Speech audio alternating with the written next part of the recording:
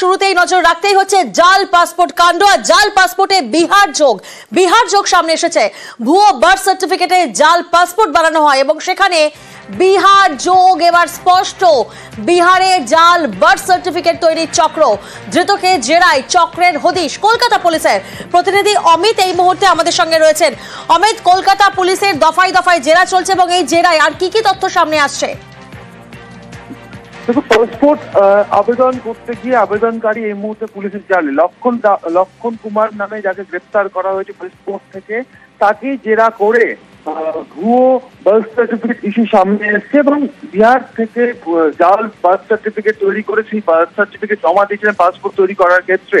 এক্ষেত্রে লক্ষণকে জেরা করেই এই বিহার চক্রের তথ্য সামনে আসছে, যেখানে ভুয়ো বার্থ সার্টিফিকেট থেকে শুরু করে বিভিন্ন ভুয়ো শংসাপত্র সেখানে তৈরি করা হয়।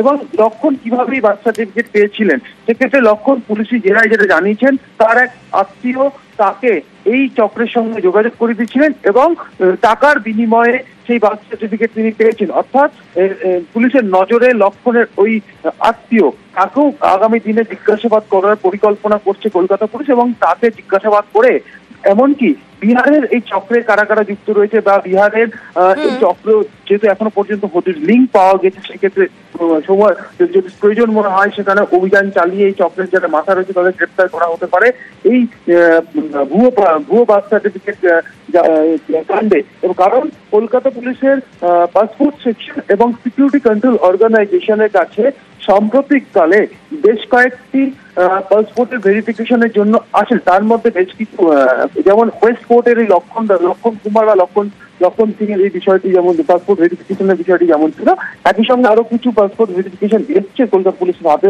সাম্প্রতিককালে, যেখানে ভুয়ো বার্থ সার্টিফিকেট ব্যবহার করা হয়েছে তথ্য সামনে আসছে।